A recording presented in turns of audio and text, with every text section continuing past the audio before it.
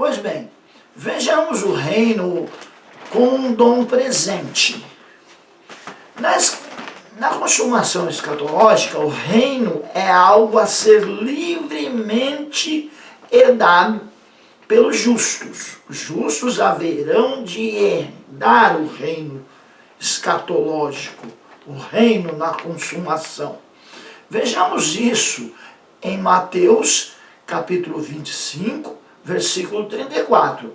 O reino herdado pelos justos na consumação. Mateus 25, 34. Mateus capítulo 25, versículo 34. Então dirá o rei aos que estiverem à sua direita: Vinde, benditos de meu Pai, possuí por herança o reino que vos está preparado desde a fundação do mundo. Então, olha, possuir por herança, os benditos e os justos hão de possuir livremente por herança o reino.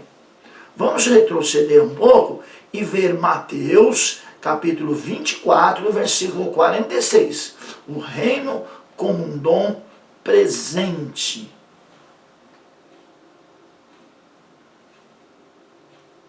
Mateus capítulo 24, versículo 46, vai nos mostrar o reino na consumação escatológica como um dom presente. Mateus capítulo 24, versículo 46. Bem-aventurado aquele servo que o seu senhor, quando vier, achar servindo assim. Ele é bem-aventurado, ele é feliz, ele tem o reino como um dom presente. O reino, ele é também um tesouro de preço inestimável. O reino, um tesouro de preço inestimável, segundo o que vemos em Mateus, capítulo 13, versículo 46. Vamos melhorar? O reino é um tesouro de preço inestimável em Mateus, capítulo 13, dos versículos 44 ao 46.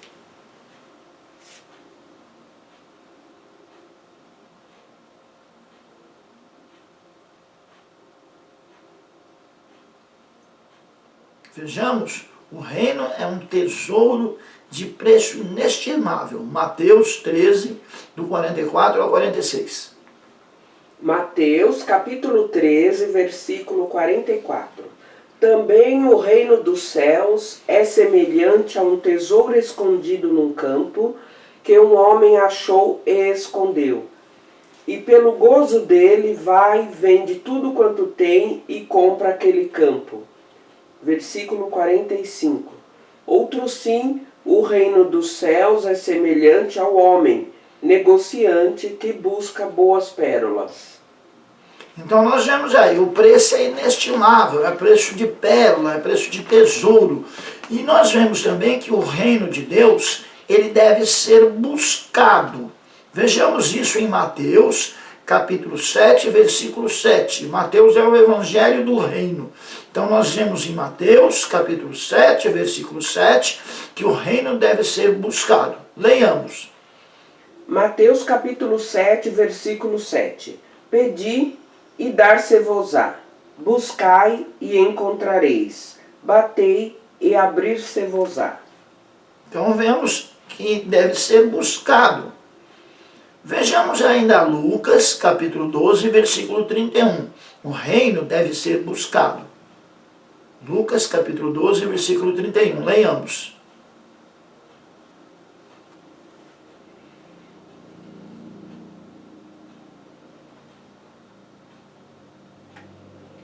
Lucas capítulo 12, versículo 31. Buscai antes o reino de Deus, e todas estas coisas vos serão acrescentadas. Veja como fica claro em Mateus, no Evangelho do Reino. O Evangelho de Jesus Cristo como Rei deixa claro aí que o reino precisa ser buscado. Vejamos o reino de Deus como um dom da salvação. O reino de Deus como um dom da salvação.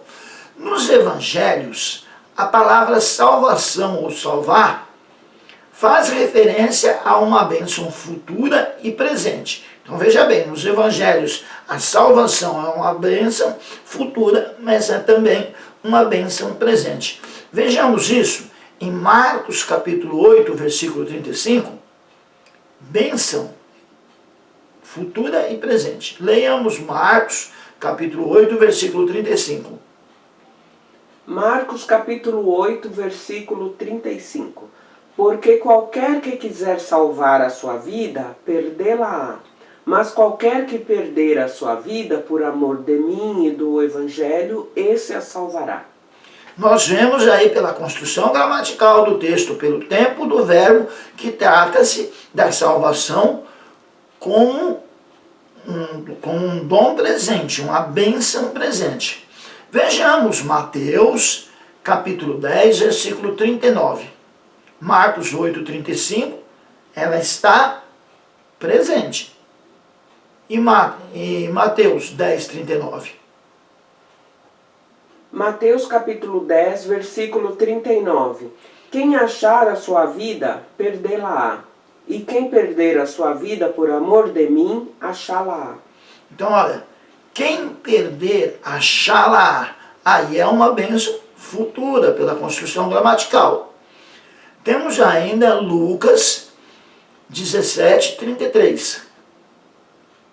Lucas capítulo 17, versículo 33. Lucas capítulo 17, versículo 33. Qualquer que procurar salvar a sua vida, perdê-la-á. E qualquer que a perder, salvá-la-á.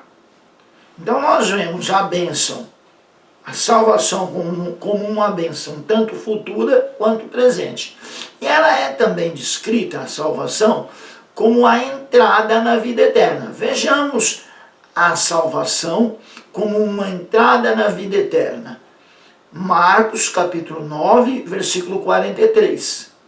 Salvação como entrada na vida eterna. Marcos 9, 43. Leiamos. Marcos capítulo 9, versículo 43. E se a tua mão te escandalizar, corta-a. Melhor é para ti entrares na vida aleijado do que, tendo duas mãos, ires para o inferno, para o fogo que nunca se apaga. Ainda vendo aí a salvação como entrada na vida eterna, vejamos Mateus capítulo 25, versículos 21 ao 23. Mateus capítulo 25, versículos 21 ao 23, a salvação como entrada na vida eterna. Mateus capítulo 25, versículo 21. E o seu Senhor lhe disse: Bem está, servo bom e fiel, sobre o pouco foste fiel, sobre muito te colocarei, entra no gozo do teu Senhor. Versículo 22. E chegando também o que tinha recebido 2 talentos, disse: Senhor, entregaste-me 2 talentos, eis que com eles granjeei outros 2 talentos. Versículo 23. Disse-lhe o seu senhor: Bem está, bom e fiel servo, sobre o pouco foste fiel, sobre muito te colocarei, entra no gozo do teu Senhor. Ainda em Mateus 25, leiamos o versículo 46. Versículo 46. E irão estes para o tormento eterno, mas os justos para a vida eterna. Então nós acabamos de ver a salvação como uma bênção futura, como uma bênção presente e também descrita como a entrada na vida eterna. A salvação futura representa a redenção do corpo e a restauração da comunhão com Deus. Olha, salvação futura. Isso é muito importante para a nossa teologia sistemática, para a nossa soteriologia. Entender o que é salvação presente, o que é salvação passada, o que é salvação futura.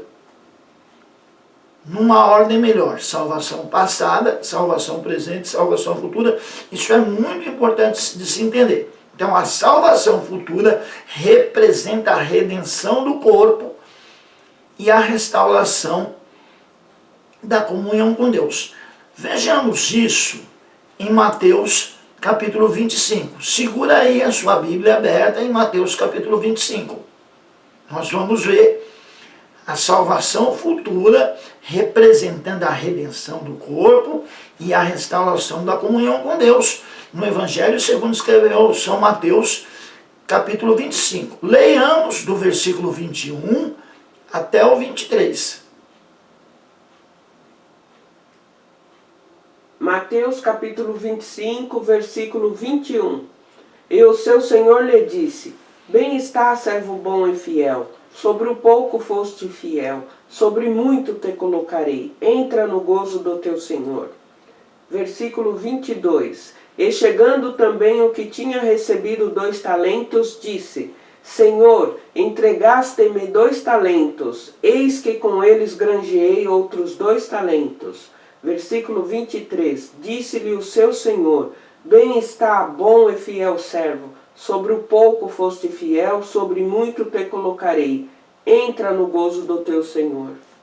Ou seja, tenha o seu corpo restaurado, seja redimido e entre no reino do seu Senhor, porque foi restaurada a sua comunhão com Ele. É isso que se depreende, é isso que se interpreta, que se entende desses textos, de Mateus capítulo 25, do 21 ao 23. A missão de Jesus na terra era de salvar as ovelhas perdidas de Israel. Primeiramente, o evangelho pregado a Israel. A missão de Jesus na terra era de salvar as ovelhas perdidas de Israel. Vejamos então, Mateus capítulo 10, versículo 6.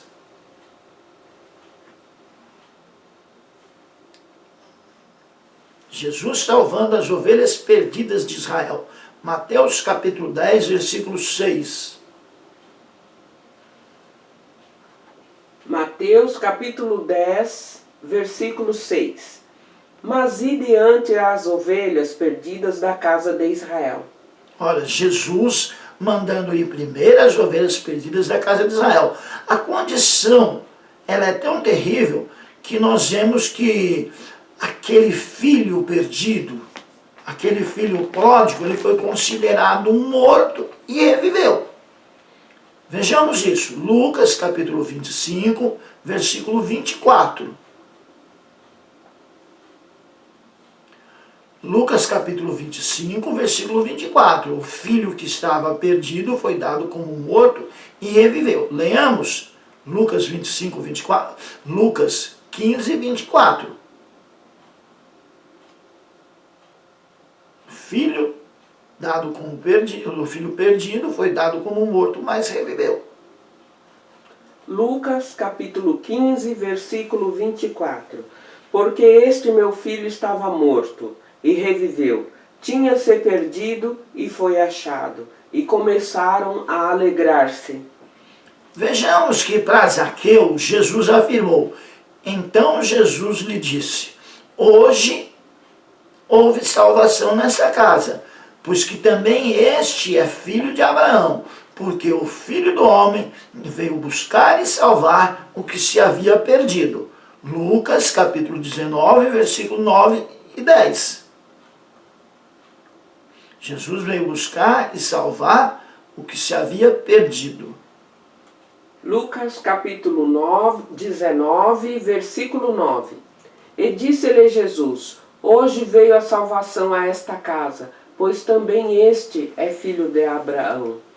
Versículo 10. Porque o Filho do Homem veio buscar e salvar o que se havia perdido.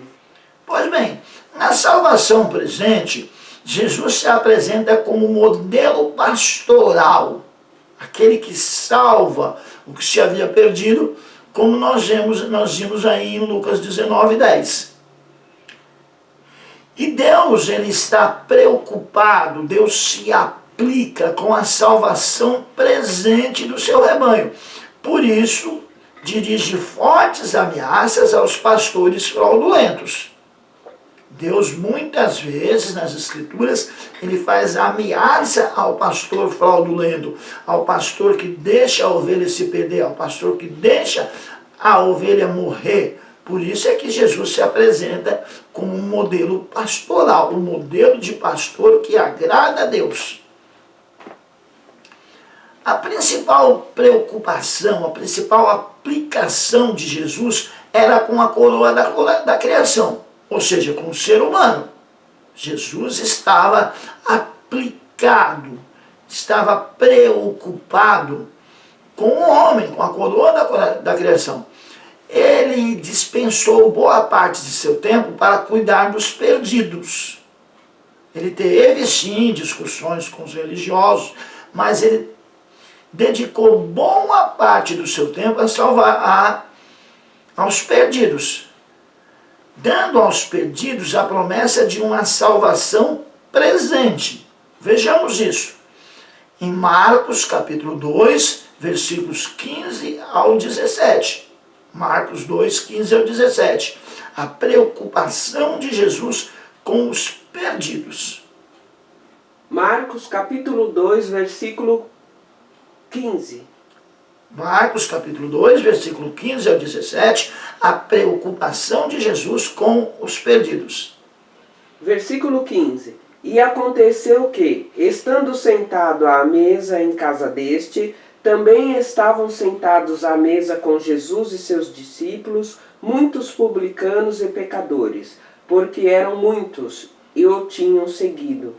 Versículo 16. E os escribas e fariseus, vendo-o comer com os publicanos e pecadores, disseram aos seus discípulos: Por que come e bebe ele com os publicanos e pecadores? Versículo 17. E Jesus, tendo ouvido isto, disse-lhes: Os sãos não necessitam de médico, mas sim os que estão doentes. Eu não vim chamar os justos, mas sim os pecadores ao arrependimento. Nos cabe uma observação. Jesus ele aplicou muito tempo com os perdidos. Quanto tempo da nossa vida nós temos aplicado aos perdidos? Quanto tempo a igreja moderna tem aplicado aos perdidos? Será que nós temos aplicado o devido tempo aos perdidos ou nós temos nos preocupado mais com a especulação teológica? A teologia é importante.